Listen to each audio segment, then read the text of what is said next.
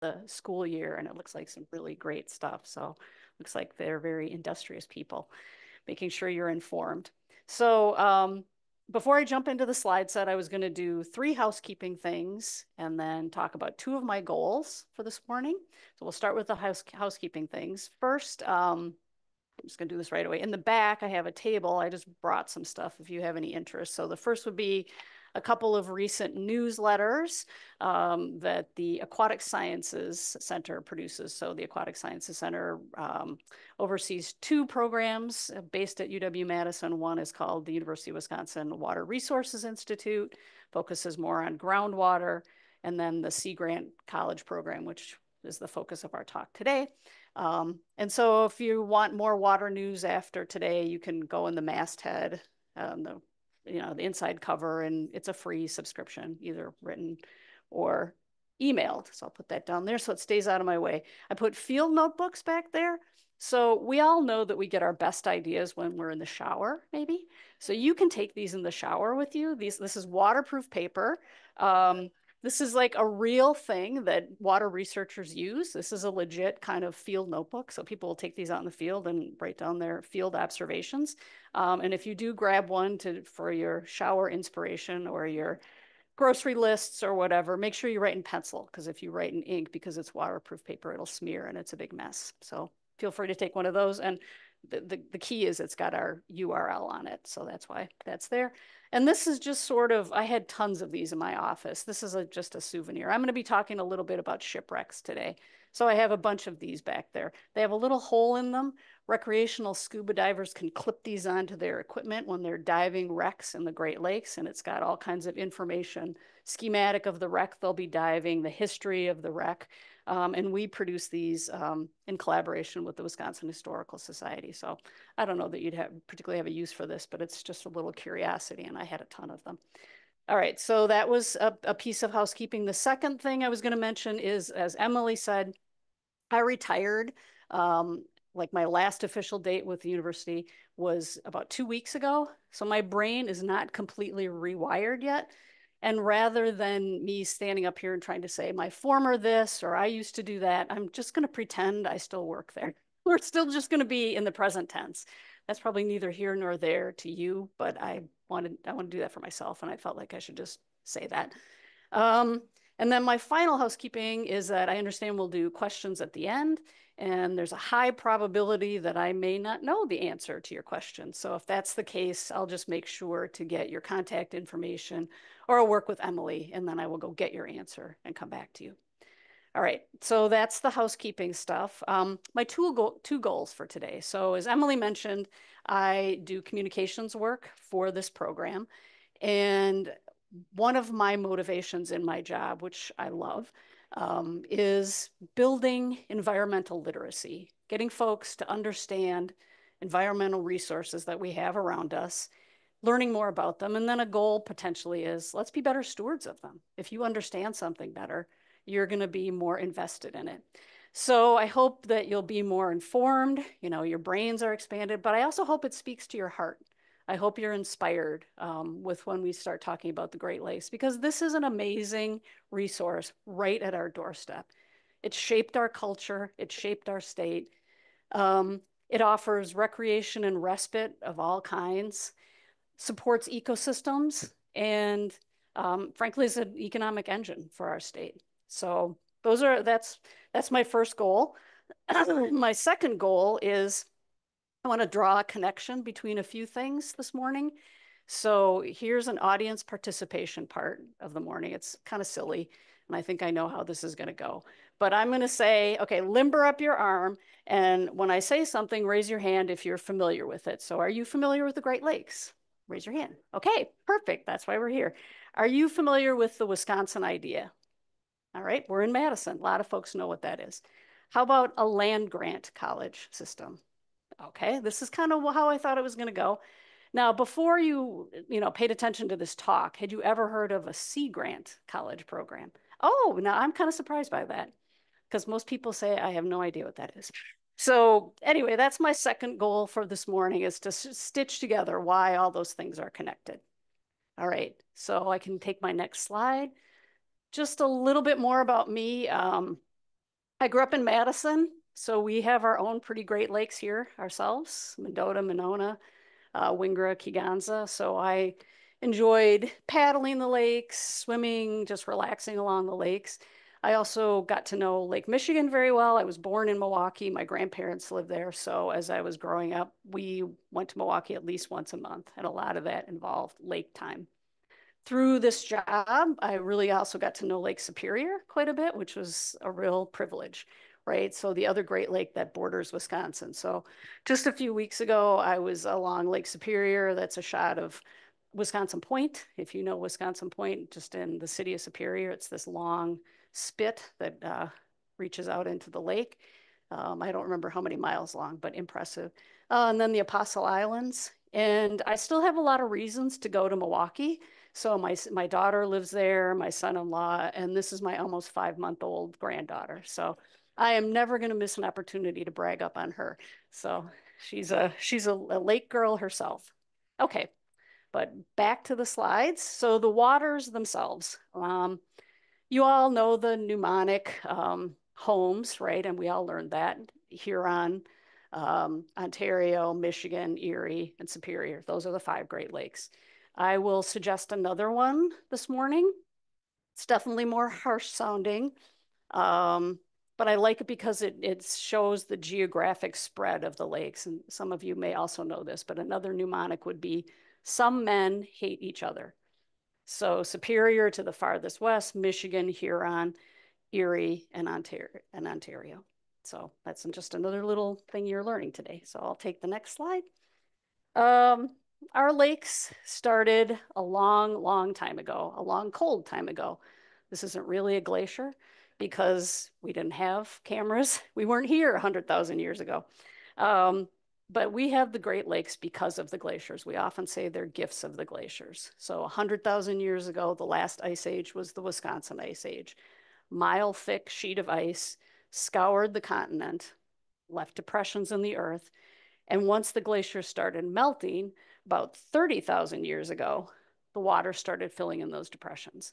And the Great Lakes took their current form about 3,000 years ago. So that's a relatively recent and geologic time.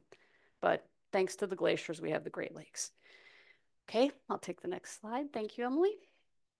All right, I got a lot of numbers about the Great Lakes. They're really great.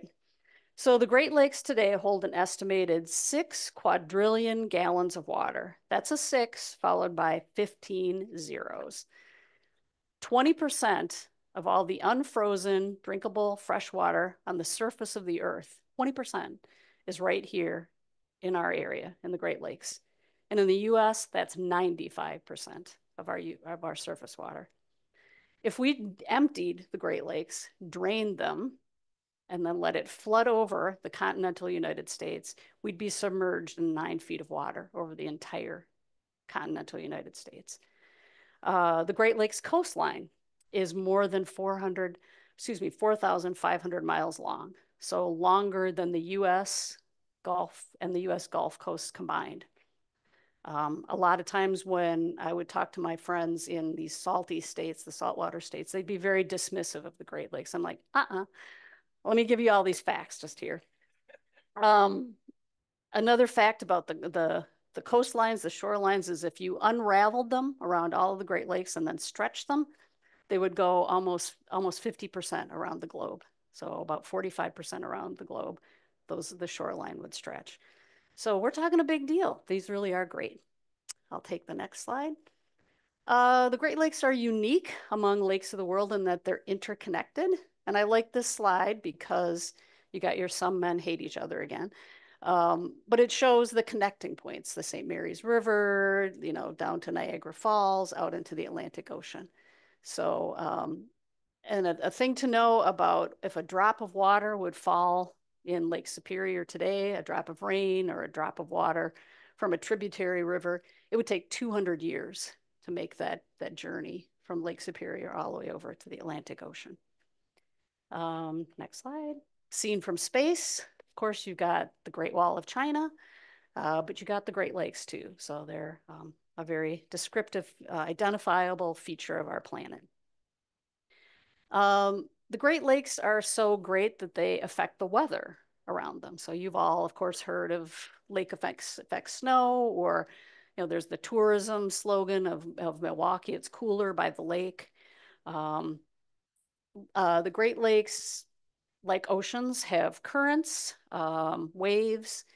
There are rip currents in the Great Lakes, which are very dangerous. And sadly, there's fatalities every year that people don't realize that they should be on the lookout for rip currents in the Great Lakes. Um, so we often talk about, enjoy the lakes, but respect their power. Um, Likewise, there's something called a meteo tsunami phenomenon in the Great Lakes. So like a tsunami in the ocean, there can be 30-foot waves in the Great Lakes, not caused by a volcano or an earthquake, but can be caused by fast-moving storm systems. So it's meteorological tsunami, and it can generate these huge waves. And people have been swept off piers and jetties, off shorelines by these Great Lakes. So they come up very suddenly, high, powerful waves. A meteo tsunami was observed this summer across the lake in Holland, Michigan, back in June. So take the next slide. You can see my ice once more. Sailors on the Great Lakes have a tremendous respect for the power of the lakes. They know that fresh water will freeze more quickly than salt water. So they know they have to be cautious there. And the lakes are cold, right? Lake Superior, for example, the average temperature is about 47 degrees, and it'll reach its peak in late summer. So right about now, maybe, or starting to decline again. It's only going to be 60 degrees in that lake. So you have to, again, be aware of hypothermia. That's a little gloom and doom, but it's important to talk about. All right, the people. Who's around the Great Lakes? What do we see around the Great Lakes?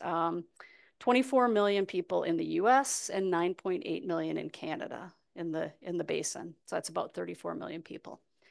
And in 2020, the University of Michigan did an economic study of what's the economy of the region, supporting 1.3 million jobs. In Wisconsin, we're almost 175,000 roughly. In Wisconsin, we're generating 82 billion in wages with that. And then, of course, it's supporting all these industries, manufacturing, tourism. I got some commercial fishing pictures here.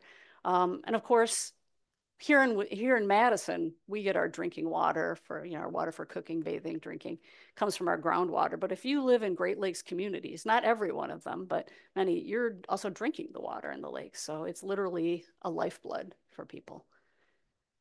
All right, let's talk about Wisconsin Sea Grant. So again, we go back many years. We don't go back to the time of the glaciers, but we kind of go back to the Civil War era. So I've got this old-timey picture here of an agricultural setting because that was the start of the land grant college system. So in 1862, the federal government, the Congress, passed something called the Morrill Act, which created the land grant college system. So in Wisconsin, as we know, UW-Madison is the land grant college.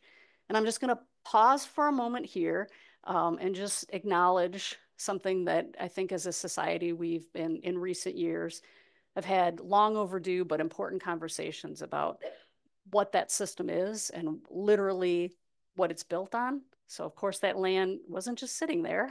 Of course that land, indigenous people were on that land. So we know we have a history in this country of displacing the indigenous people, and we're beginning and continuing in a I think a healthy way, hard conversations, but what that displacement and trauma and colonialization meant. So, and of course at UW-Madison, our land grant college system is on the ancestral homelands of the Ho-Chunk people. So thank you for letting me pause and acknowledge that. We'll go back to the Morrill Act. So when Congress enacted it, its enacting legislation said, quote, to teach such branches of learning as are related to agriculture and the mechanic arts in such manner as the legislatures of the states may respectively prescribe in order to promote the liberal and practical education of the industrial classes in the several pursuits and professions in life. So that's your land grant college system. Fast forward to 104 years, Congress enacted some additional legislation, and that set up the Sea Grant College program, very much modeled on the parallel and the promise of what the land grant institution was. That enacting legislation said that, let's see, it would be an industry, academic, and government partnership to enhance the nation's education, economy, and environment into the 21st century, providing for the understanding and wise use of ocean, coastal, and Great Lakes resources and the environment. So very similar.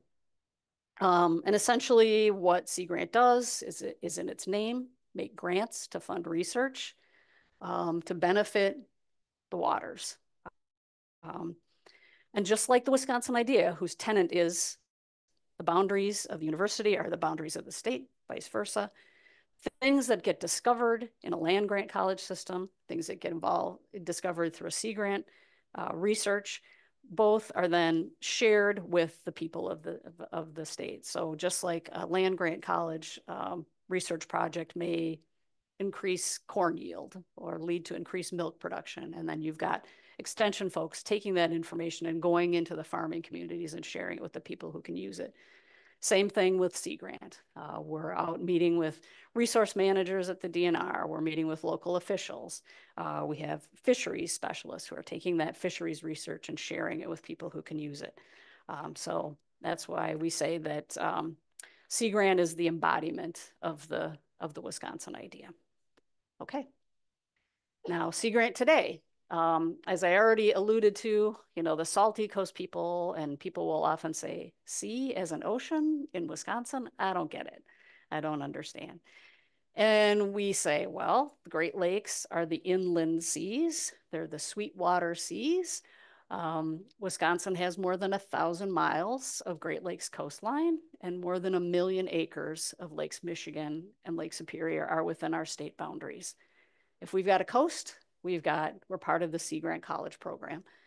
And this is a map showing if any state that has a coastline has a Sea Grant program, and then Puerto Rico and Guam also have Sea Grant programs. We're administered under the Department of Commerce by the National Oceanic and Atmospheric Administration. We get federal and state funding. And then, we'll also write for grants ourselves from the Fund for Lake Michigan. NGOs sometimes will also provide funding for our work. I'm trying to remember the Stormwater Management National Association has given us funding to look at different issues. So that's the mix of funding that we get. And I will take the next slide. Thanks, Emily. All right, so we have an education arm, communication and extension, 5 offices around the state. Most of us are in Madison. We're also in Milwaukee, Manitowoc, Green Bay, Superior, and then a little dot up there for something called the University of Wisconsin Stevens Point Northern Aquaculture Demonstration Facility on the Red Cliff Reservation near Bayfield. These are the specialties, and I put myself and my team number 1.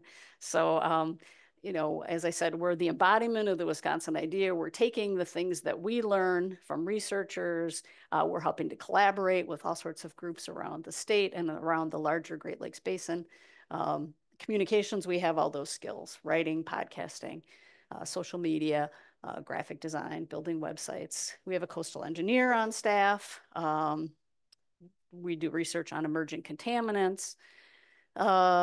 We try to build resilience against different coastal hazards, address climate change, tourism, water quality, habitat restoration, battling coastal storms, what that means when you've got a meteo tsunami potentially, fisheries, social science, aquaculture, mapping and GIS, invasive species, and then we have 2 educators on staff. So thank you, Emily. So since 1970, we've pushed out more than 120 million in grants.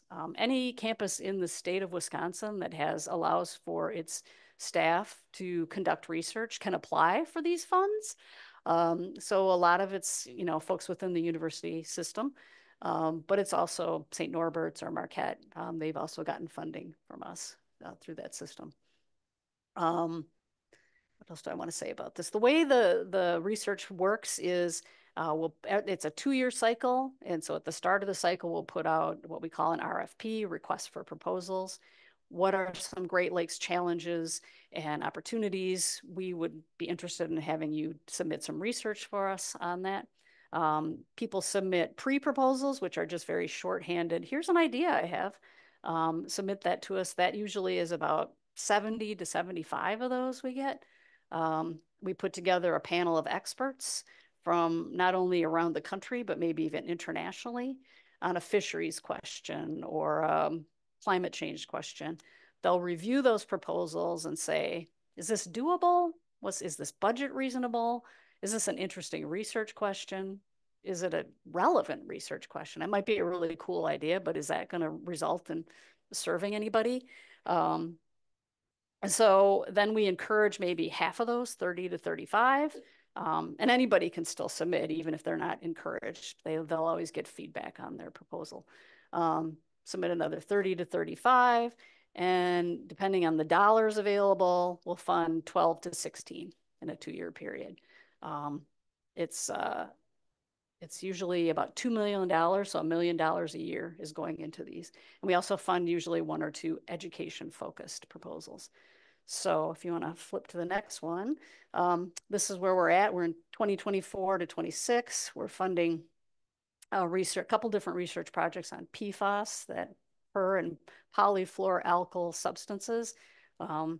People have heard about that or not. It's in the news. These are these forever chemicals that sort of came on the scene, back in the 1950s or something.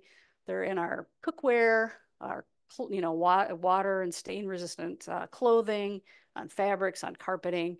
They don't break down well in nature once they're bonded. They do their job, right? They're repelling things.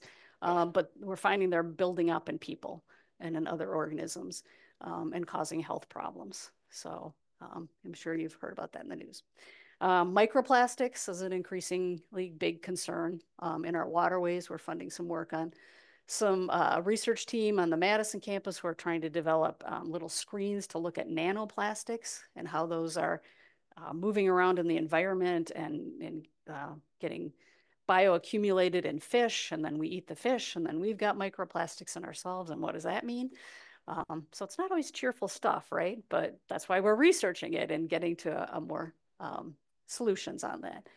Walleye aquaculture. So in the US, we import more than 90% of the seafood we consume. And it's great people are eating seafood. We're talking about healthy and not healthy. It's great to eat seafood, all those omega fatty acids in fish. But because we're importing so much of it, and I already mentioned that Sea Grant lives within the larger Department of Commerce, that creates, an trade imbalance, right? And plus, it's nice that we would eat something more local. So we are interested in helping to support a domestic aquaculture industry. I mean, even our Friday night fish fry, a hallowed tradition in Wisconsin, most of that fish, if not all of that fish, if you go to a restaurant and order your fish fry, is coming out of Canada. And I don't want to totally ding other countries. Canada probably has some great health and safety standards, but a lot of the shellfish that we import is coming from countries that have very low standards of what their food safety levels are. So it'd be great to, fix that trade imbalance, get healthy food locally. Climate change and ice safety. This is a project. I think it's kind of an interesting project, something I wouldn't have thought was a huge issue, but as our climate warms and the lakes freeze, but the freeze-thaw cycle is more frequent, big ice flows are breaking off. And Green Bay is one of the world's richest sport fisheries. People come from all over to fish in Green Bay. And so there's been times in recent years where these big ice flows have broken off, and ice fishers are out on the lake and then they're stranded and they've got to be rescued. So we're funding a whole kind of public safety campaign to educate recreational fishers around that whole bay, talking about be aware of different conditions. And then finally, shipwrecks. We'll talk a little bit more about shipwrecks in a minute. So that's some of the stuff that's going on relevant to these amazing resources. Um, Actually, those are sturgeon. Yeah, yeah. So sturgeon are good eating. This is a little tangent, but Wisconsin has the healthiest wild population of lake sturgeon in the world. It's a commitment and a kind of collaboration amongst tribal entities, the DNR, and then a private group called Sturgeon for Tomorrow. And then this is some research going on over at the University of Wisconsin-Milwaukee. They're raising sturgeon, and there's this concept that maybe at some point we'll raise sturgeon in an aquaculture setting. Right now, these will be released into ecosystems and thrive. And so Wisconsin also has, you may know this, but has a spearing season. And not many places have a healthy enough population to spear. But these are fish, these are prehistoric fish. They can grow to be like 7 feet long. They can live 200 years. They're known as the dinosaur fish. They're really a cool species. They just eat bugs and, you know, things. I don't think they eat plants really, but little bugs. I mean, so they're these massive fish, but they're not a prey fish necessarily. Yeah, This year, didn't they catch, they think, the could be. oldest Could be. sturgeon Yeah, in Lake Winnebago? yeah, They thought it was almost 200 years old. right. Yeah, Wow. yeah, yeah. Blows your mind.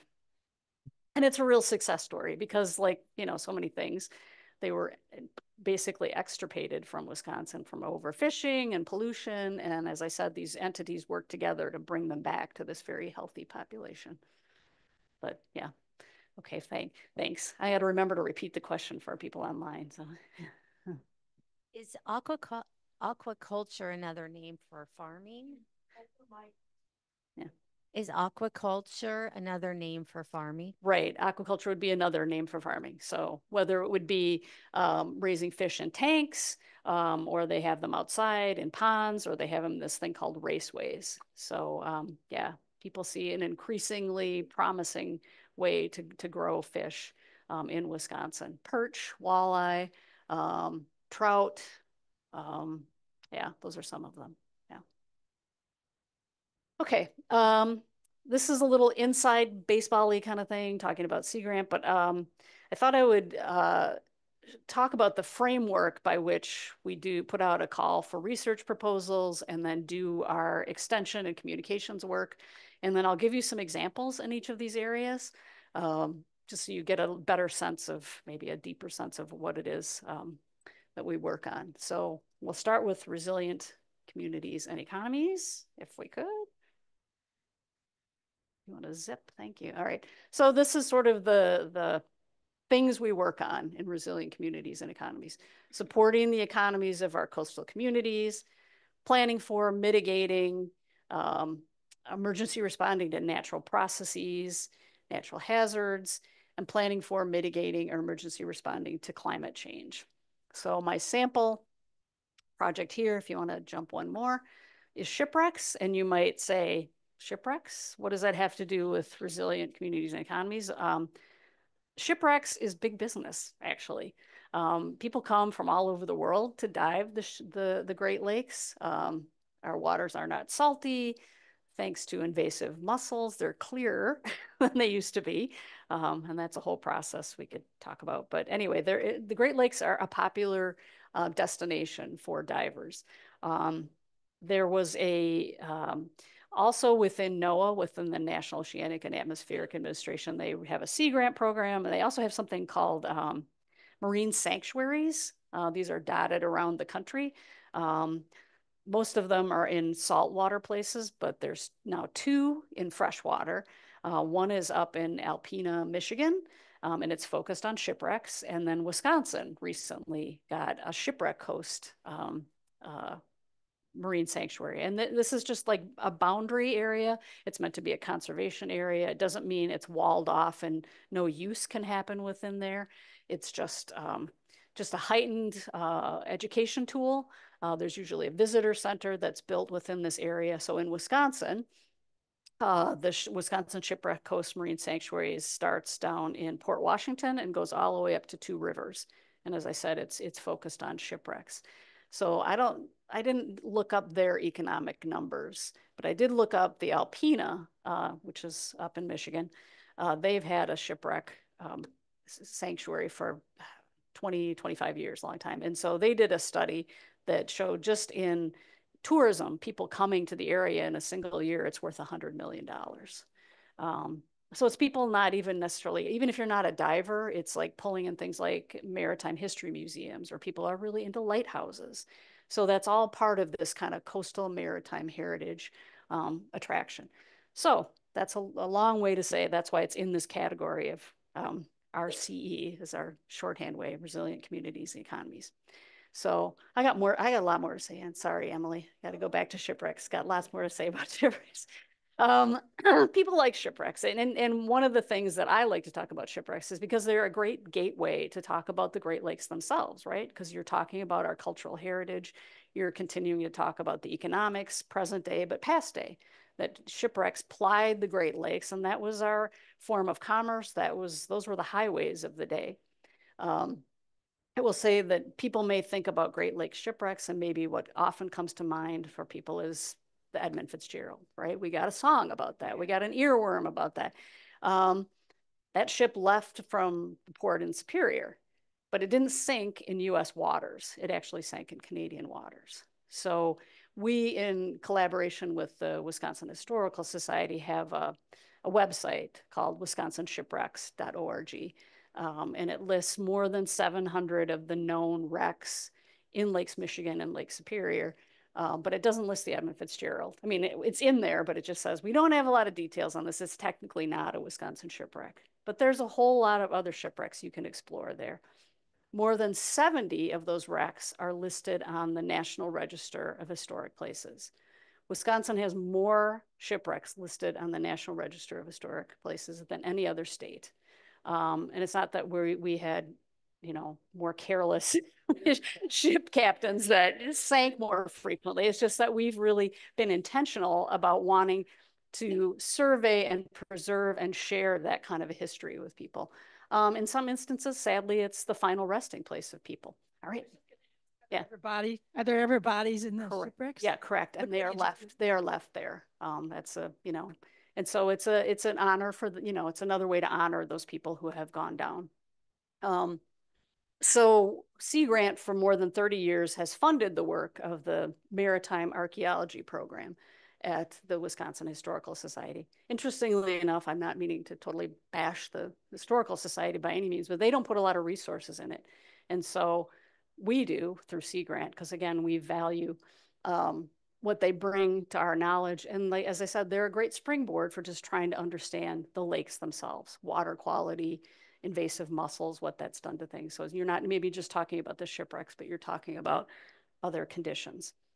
So the most recent project that we funded through our grant process was on double centerboard schooners. So these double centerboards were sailing vessels, I think in the late 1800s, had no motors, but you would put these centerboards down and they would help the ship tack across the lake. And then the survey team went down because there were no blueprints for some of these. They were so innovative, but nobody thought to preserve how we made them. So we funded, this is Tamara Thompson, a shot of her. She went down and did a survey. And so she's now working on an application to the National Register of Historic Places on these double centerboard schooners. And then the current cycle, she'll be looking at some different wrecks in Green Bay. And I'm going to do a little side story about Tammy Thompson. So some of you may recognize her name or recognize her. She's the one that found those very ancient canoes in Lake Mendota. She's just a lovely person, just a rock star at what she does. And Sea Grant did not fund, finding those wrecks in Lake Mendota, the oldest shipwreck ever in the Great Lakes region, a 3,000-year-old dugout canoe. But she will say to me sometimes, Moira, I found those and it was thanks to you. And I'm like, what are you talking about? That's crazy. And she said, well, and this is a little bit of an involved story, but stick with me. So 6 years ago, she had an undergraduate student working with her, this guy, Ryan, who was a real sweetheart. And kind of, and he just as an undergraduate, I'll leave it at that, needed a lot of oversight. And so he'd been working with her during the academic year, but he wanted to stick around for the summer. She wanted to have him stick around and mentor him. And she called me up and said, I don't have enough funding to fund him for 20 hours a week or whatever it was over the summer. I've kind of run out of my grant funding, but I have a little bit of funding. Could you pick up the slack? Do you have some money in your budget? I said, absolutely. Bring Ryan over here. So he helped me with some database stuff. And for Tammy, he was assigned to do an analysis of how many dugout canoes there are in collections around the state of Wisconsin. Local historical societies, UW Stevens Point had a dugout canoe. The Old Indian Agency in the Portage area, not too far from Madison, has a dugout canoe. So she wanted him to get in his car and drive around and look at these dugout canoes. And bless his heart, he was a little nervous about that. Oh, that's a lot of driving, and I don't know if I'll get lost and whatever. So she said, I'll just come with you, Ryan. So she knows she's an expert on Great Lakes shipwrecks, but she didn't know anything about dugout canoes. But because she drove around with Ryan this whole summer, she said to me after the fact, she goes, I never would have recognized when I was diving in Lake Mendota on a Saturday afternoon, just recreationally, and I looked down in the sediment and said, that looks like a dugout canoe. It was because of all the trips she had taken with this undergraduate student over the summer. So anyway, there you go. There's a side story about that. And now we finally can stop looking at this slide. Well, we'll talk about something else now. So sustainable fisheries and aquaculture. These are the areas that we work in. Great Lakes commercial and recreational fishing is a tremendous boost to our economy, even though we don't have a huge commercial fishery compared to Alaska or some of the Gulf states. People are still catching whitefish primarily, some other lake trout sometimes, and recreational fishing is a big deal in the Great Lakes. So this is a cumulative number. I didn't look up the state number, but again, it's high. I don't remember. So you're getting not only the cost of people coming out and saying, I want to buy fishing licenses, but it's also the tourism associated with that. And I already mentioned that Green Bay itself is a world-class fishery. People really go there to fish for the walleye in particular. We have more than 170 fish species in the Great Lakes and their tributaries, and then including some invasive ones. And then our aquaculture industry is the largest in the Midwest, valued at 21 million. But again, that pales in comparison to someplace like Alaska. But we still care about it. And one way we care, if you want to go to the next slide. So this is not a research project that I'll get into a little bit of detail about, but it's about, this is one of our extension agents. So her title is food fish coordinator, which is like, what the heck? But what she does is try to connect with our commercial fishers, bring them together with restaurateurs, bring them together with retailers, bring them together with consumers. So both commercial fishers and aquaculture producers. And just again, as I've already mentioned, get people thinking about fish as a healthy addition to your diet. And if you're going to, indulge in that, think about, the domestic fish, fish that's closer to you. Think about, we have a tagline, eat Wisconsin fish. Pretty basic, but it gets the point across, like, a whole effort. So that's what she does. Now, this is not about eating fish locally. This is about eating fish in Europe. So so this is Sharon, and then that's, does anybody know what that is? Roe, exactly. It's roe, caviar, basically, from whitefish harvested out of the Great Lakes. And she was contacted by a commercial fisher in Door County. I want to say it was 3 years ago. Excuse me. And so this commercial fisher said, in Sweden, they love their roe. It's just, they're crazy for it. But World Wildlife Fund Sweden had classified roe coming out of the Great Lakes as harvested in a non-sustainable manner. And so they were cutting imports. They're saying, we're not going to let that come into our country. We care about how the fishing happens, and they're not doing it sustainably. Sharon rolled up her sleeves and said, no, that's not the case. You just need some education. Our fishers are very conscious about, how much they're taking out, what the fishing limits are, how we're harvesting these. And so she spent probably another year and a half or so meeting with these World Wildlife Fund Europe and Great Lakes fisheries experts, bringing them together and making the case that, no, this is fine. So it was last fall. I remember she usually works in our Superior office. She was in Madison for a meeting. And I had seen her that morning, and she was up in the middle of the night because the time difference or whatever. And the night before, the World Wildlife Fund in Europe flipped its ratings and said, no, you're right, this is sustainable. You have shown and demonstrated to us that this is very appropriate. Oh, thank you. You got my water for me. Thank you. It's got a tickle. I should have asked for that in the beginning. Anyway, good news is sales have resumed. It's worth $15 million to these commercial fishers in Wisconsin that they're already harvesting the whitefish. And there's just not as big of a market for whitefish roe in Wisconsin, but people in Sweden are crazy for it. So she's made everybody happy. She's got a lot of fans in Sweden now. Okay, we can go to the next slide. All right. Yeah, healthy coastal ecosystems. So here we're talking about aquatic invasive species, zebra mussels. We've all heard of the Asian carp, although they're trying to change the name of that. So I'm trying to think what they're calling it now. I'm not remembering, but they don't want the pejorative aspect of people thinking bad of Asians because we're calling it Asian carp and we think bad. Anyway, and there's invasive aquatic plants, that sort of thing. Impacts of climate change, and then, are our ecosystems healthy based on inputs that are going in there? We already talked about PFAS a bit. We're going to talk about PFAS a bit more, but PCBs or mercury. And again, a little bit of an aside, but Wisconsin Sea Grant funded, you may recall, up in the Fox Valley, right? The world's largest paper making region is in the Fox Valley, and they would dump into the Fox River all sorts of nasty stuff, particularly what they used to make that mimeograph paper, and it was filled with PCBs.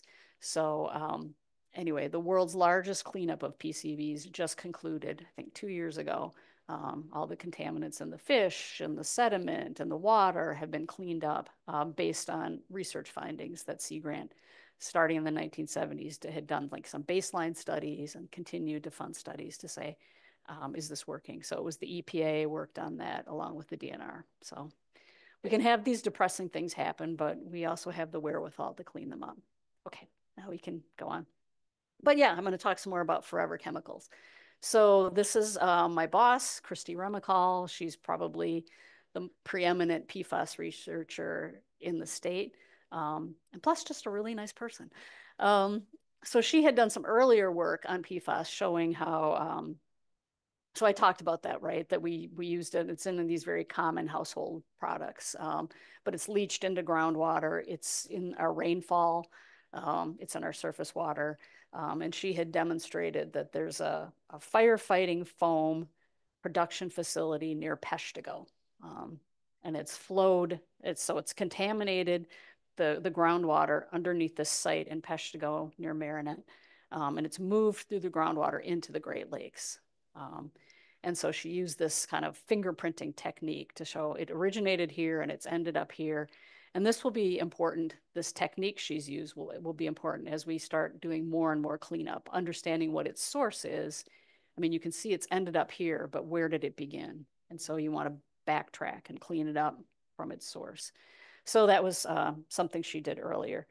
This summer, she published a paper on PFAS located in foam. So on windy days, we've all seen that. And so she sampled rivers and the Great Lakes and other surface lakes around the state over a roughly 2-year period, and found that even though the water beneath the foam may not have as high of levels of PFAS in it, the PFAS raises up. It wants to be in that air and water interface. So for example, PFAS concentrations were 300,000 nanograms per liter, and the federal drinking water standard is 4 nanograms per liter in foams. And sadly, the highest concentrations of PFAS in foams that she found were right here, the Yahara River. Because again, this firefighting foam, which again, it's nobody's fault, right? We all want to see airplane fighters be put out if there's a problem.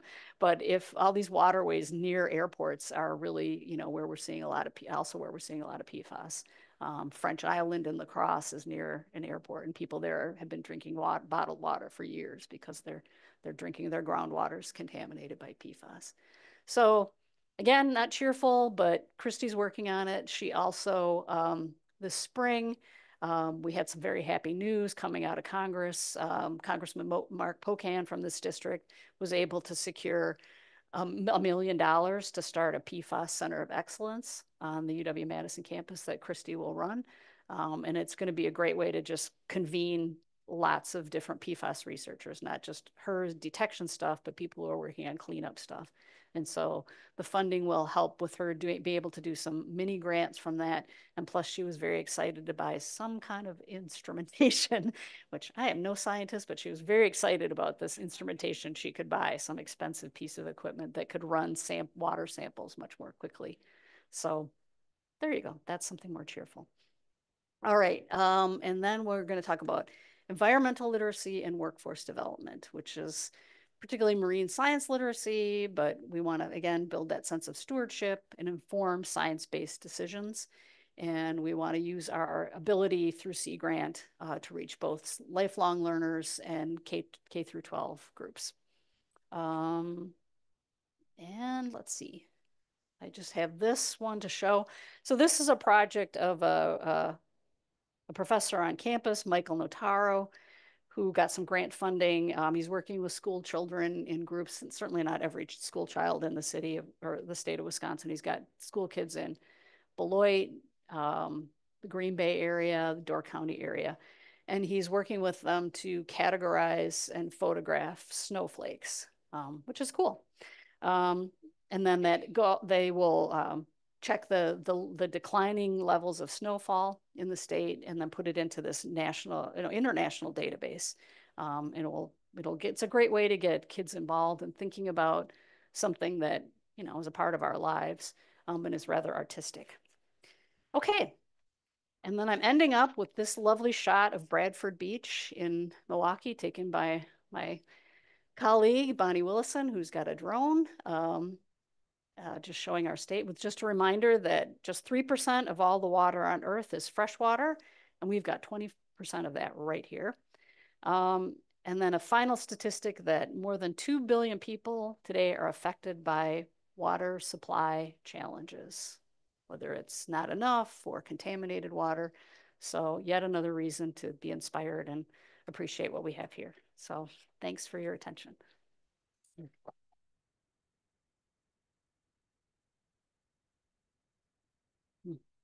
Thank you. You just mentioned the issue of water supply challenges.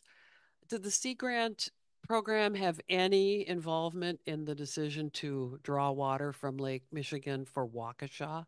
Yeah, so that, not Sea Grant, but I mentioned at the top of my talk that we also manage this program called the University of Wisconsin Water Resources Institute. So they're sister organizations. And that organization did do some research way back when on the radium problem, which is why, why they can't. Do why you they think can't it's drink the water. possible that that leads to other communities asking the same thing? And Yeah, where does that end? absolutely. Absolutely. That's definitely a concern. I will say, though, I'm no expert on this, but, it did go through many levels. It's a multinational, because we share the lakes with Canada, right? But that went through a lot of years of research, a lot of years of review by entities in Canada and entities here in the US. And all the US states that touch the Great Lakes, as well as Canada, had to approve that.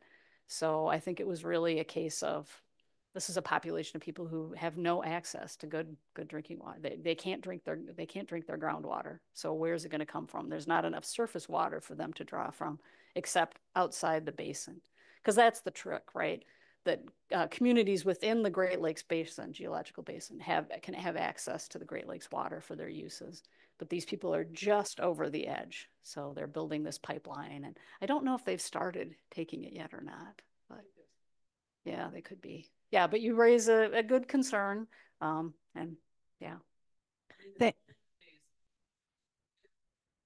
Correct. Not enough. Right. Right. Yeah, people, yeah, you're right. Her point was that not enough people would have realized they don't want to live somewhere where you can't drink the water. Mhm. But it was an evolving issue. And you know, it's naturally occurring contaminants in the groundwater. It's not like somebody put that there. You know, there's lots of minerals down there that the water's, you know, interacting with the rock on, and it's affecting the groundwater. Thank you so much. As somebody who grew up 2 blocks from Lake Michigan, I always view it as my lake. Right. Good. And I just went to my lake yesterday for a few hours. Excellent. And it's just always such a renewing kind of experience. But it makes me think of so many things having been on campus, but retired for decades now. But what I wanted to ask you, among other things, which I can't do, only one, is to what extent are the writings of Dan Egan and his book, The Death and Life of the Great Lakes, to what extent do you think that that's still an important source for the general public to get some education about the Great Lakes? Yeah, no, thanks for that question. And really, I guess just an observation that I agree with you. It's a tremendous book. If you haven't seen that yet, you can pick it up. It's in your public library. I'll put in a plug for across the hall for me is a library. Can you imagine how lucky I am to work about the Great Lakes? And then across the hall for me, there's the Wisconsin Water Library. It's pretty cool, but anybody in the state of Wisconsin can borrow these books. And when a couple of years ago, you know, UW-Madison does a Go Big Read initiative, and this book was chosen. And the chancellor was Becky Blank at the time.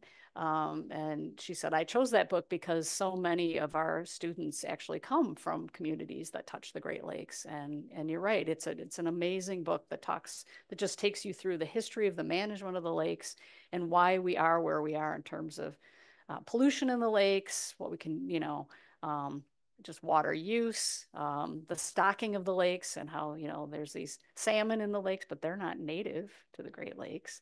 And so just some really fascinating stories about the unintended consequences of building the St. Lawrence Seaway and the Welland Canal, and how that opened up the ocean and the lakes, which has been great for commerce, but it's been a two-way highway now to bring in all these invasive species and what's that's caused. So yeah, thanks for that plug about Dan's book. And he's got another one out, well, last year. And what is the name of that one? But it's about phosphorus and harmful algal blooms. So yeah.